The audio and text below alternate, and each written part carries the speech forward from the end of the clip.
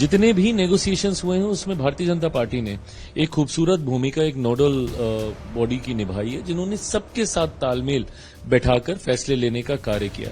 अब क्या बोलेंगे तब क्या बोलेंगे, पर मैंने तो कभी कुछ बोला ही नहीं और मैंने इस परंपरा को हमेशा निभाया है that during negotiations I don't talk much to the media because वो सिर्फ कंफ्यूजन क्रिएट करता है।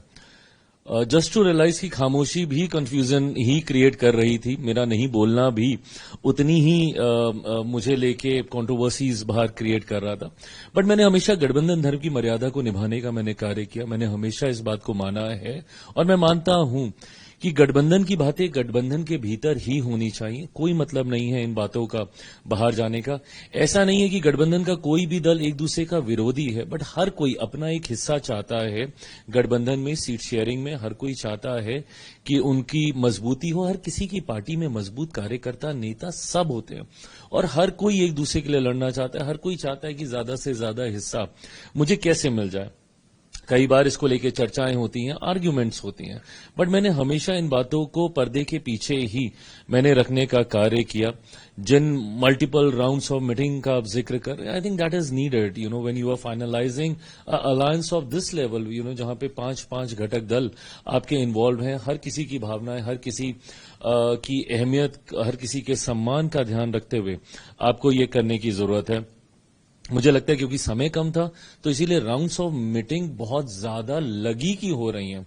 रादर लोकसभा के वक्त मेरी इससे बहुत ज्यादा हुई थी। उस वक्त तो हम लोग 15-16 राउंड्स ऑफ मीटिंग हम लोगों ने की थी। इसमें तो फिर भी हम लोगों ने 4-5-6 राउंड्स में ही हम लोगों ने पूरा का पूरा विषय हम लोगों ने सुलझा लिया।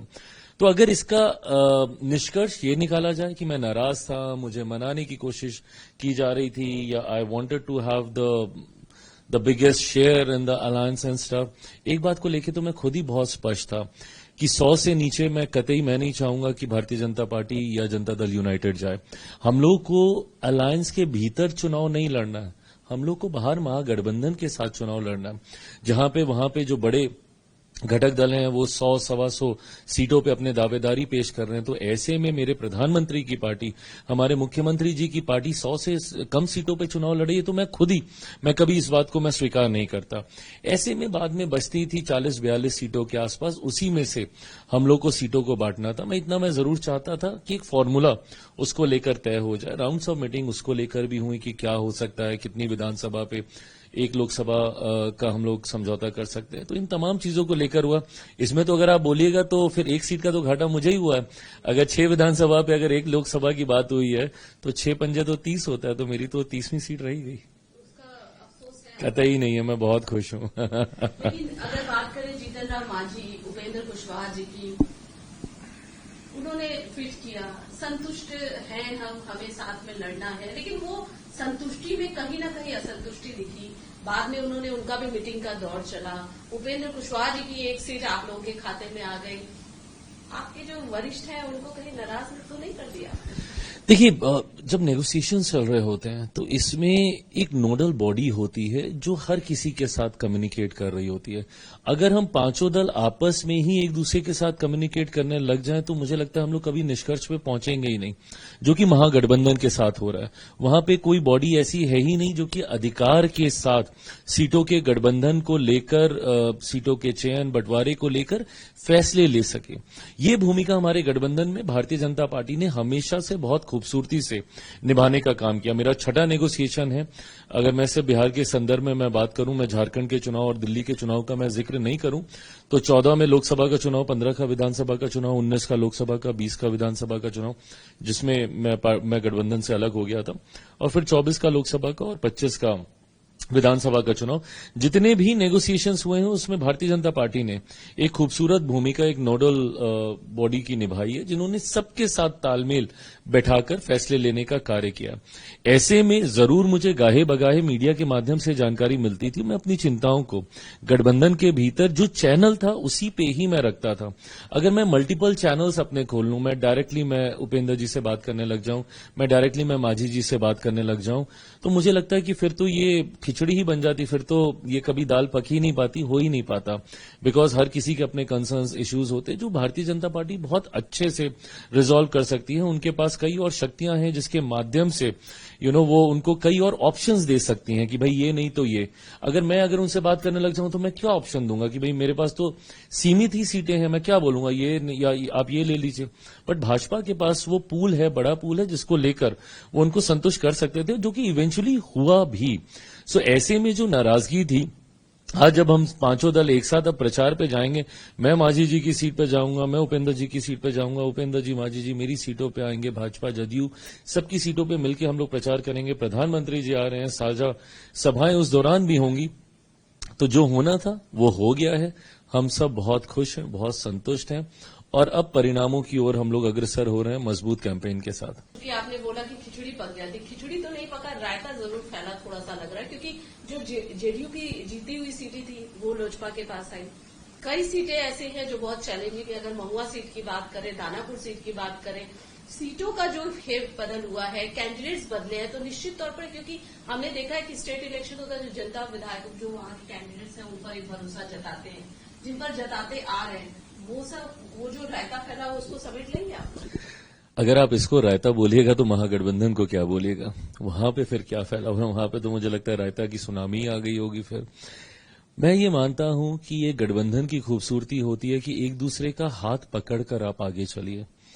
पहली बात तो मैं इस बात को बहुत स्पष्ट तौर से मैं क्लियर कर दूं, एंड व्हेन आई से दिस, मैं पूरी गंभीरता के साथ मैं इसको बोलता हूं।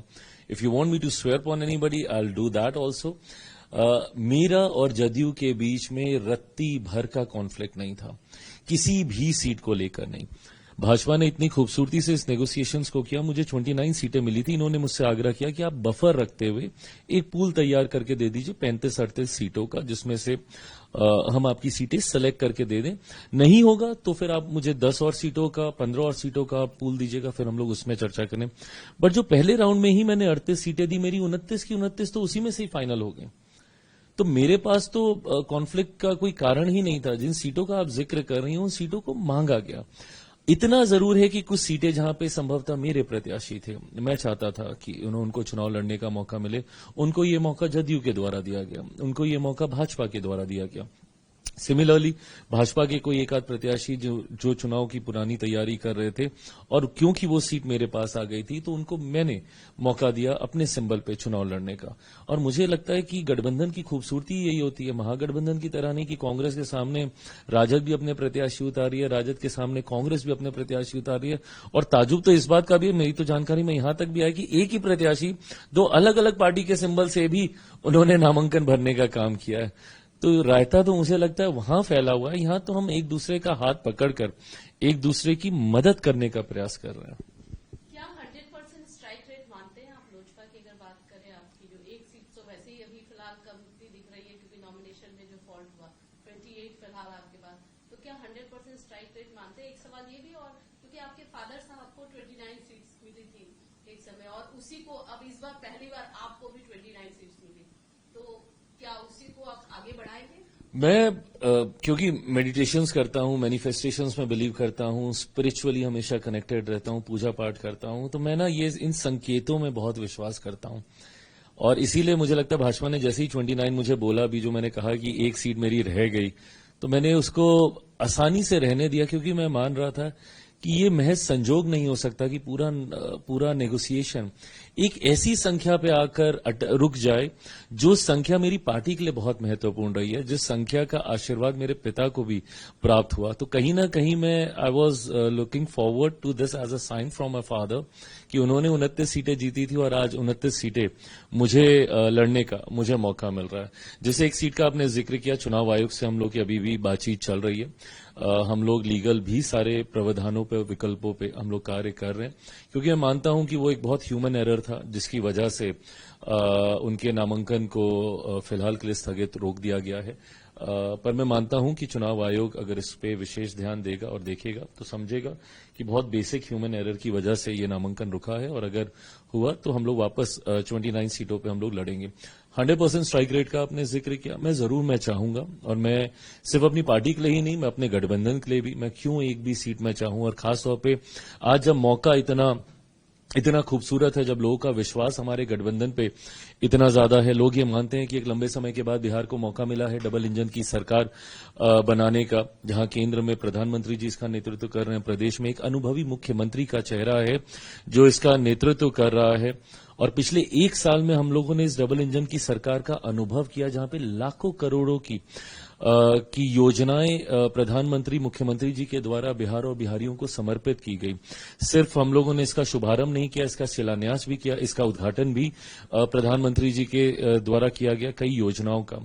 तो ऐसे में मैं मानता हूं कि अगले 5 साल बिहार के लिए बहुत स्वर्णिम काल के तौर पे होने वाले, और बिहारी भी इस बात को मानते हैं। और अब तो उनका विश्वास और ज्यादा इसलिए बढ़ गया क्योंकि जब गठबंधन के भीतर के ही कंफ्यूजन को दूर नहीं कर सकता तो वो प्रदेशवासियों की चिंताओं को वो लोग कैसे दूर करेंगे। So they don't have a clarity within the alliance, so of course they will not be having any clarity कि आप प्रदेश को कैसे आप विकास की राह पर आप आगे लेकर जा सकें। तो जनता कहीं ना कहीं इन तमाम बातों को समझकर जब मैं प्रचार पे निकलता हूं या अब मैं जब भी कहीं जा रहा हूं सीटों के बंटवारे के बाद, तो वो बढ़ा हुआ विश्वास मुझे महसूस होता है जनता के द्वारा।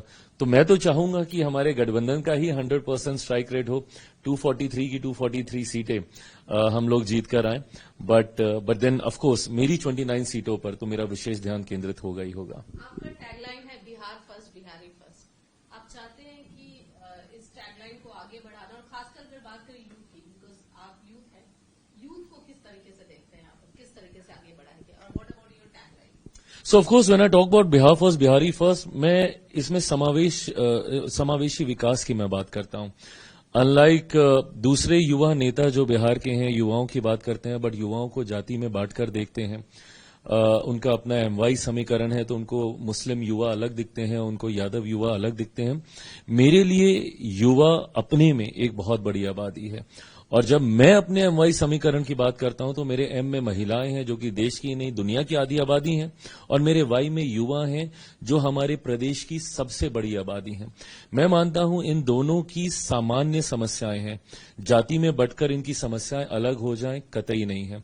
मुस्लिम युवा को भी रोजगार की उतनी ही जरूरत है जितना किसी दलित युवा को है, जितना किसी पिछड़े वर्ग से आने वाले युवा को है, जितना किसी अगड़े वर्ग से आने वाले युवा को है। ऐसे में मुस्लिम महिला की भी वही समस्याएं हैं, हिंदू महिलाओं की भी वही समस्याएं हैं, पिछड़ा वर्ग दलित वर्ग से आने वाली महिलाओं की भी वही समस्या है। तो ऐसे में बिना किसी को जात पात धर्म मजहब में बांटे हुए मैं बिहार फर्स्ट बिहारी फर्स्ट की सोच के साथ मैं आगे बढ़ रहा हूं, जहां पे विकसित बिहार के निर्माण के लिए पूरा रोड मैप तैयार है। बिहार की रोजगार से जुड़ी समस्या, शिक्षा से जुड़ी समस्या, स्वास्थ्य से जुड़ी समस्या, इंफ्रास्ट्रक्चर से जुड़ी समस्या, बाढ़ सुखाड़ से जुड़ी समस्या, हर समस्या का समाधान का जिक्र मैंने बिहार फर्स्ट बिहारी फर्स्ट में किया है। मुझे लगता है पहली बार मेरी पार्टी को जब से ये बनी है सन 2000 से पहली बार एक मजबूत मौका प्रदेश सरकार का हिस्सा बनने का मेरी पार्टी को मिलने जा रहा है।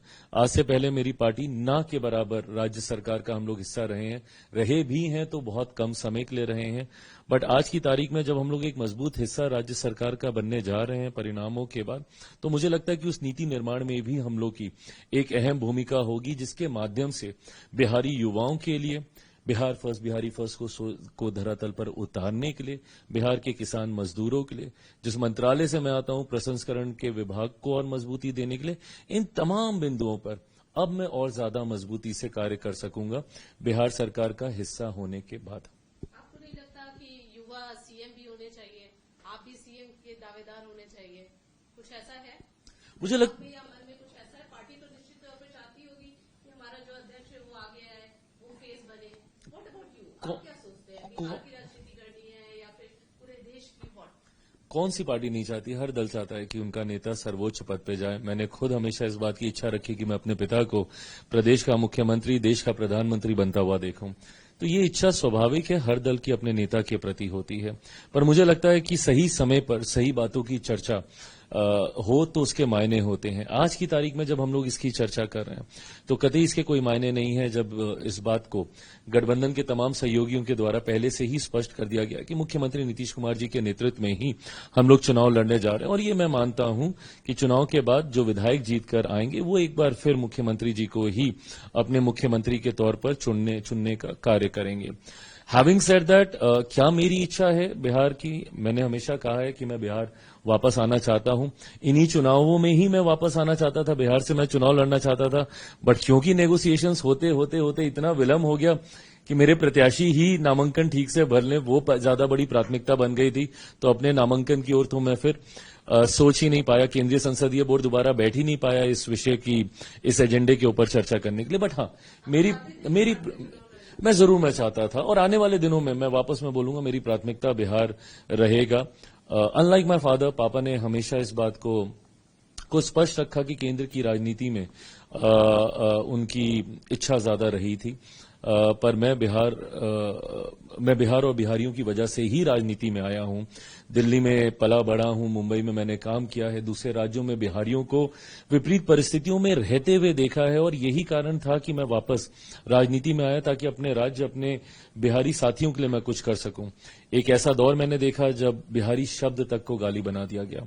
मैं हर मन से गर्व से कहता हूं कि मैं बिहारी हूं, ये गर्व मैं हर बिहारी की आंखों में देखना चाहता हूं, पर ये तब होगा जब मैं यहां पे ध्यान ज्यादा केंद्रित करूं। तो मैं मानता हूं कि अगले 4-5 साल मेरे इस फैसले को और ज्यादा मजबूत करेंगे कि मुझे बिहार की राजनीति में पूरा ध्यान अब केंद्रित करना होगा।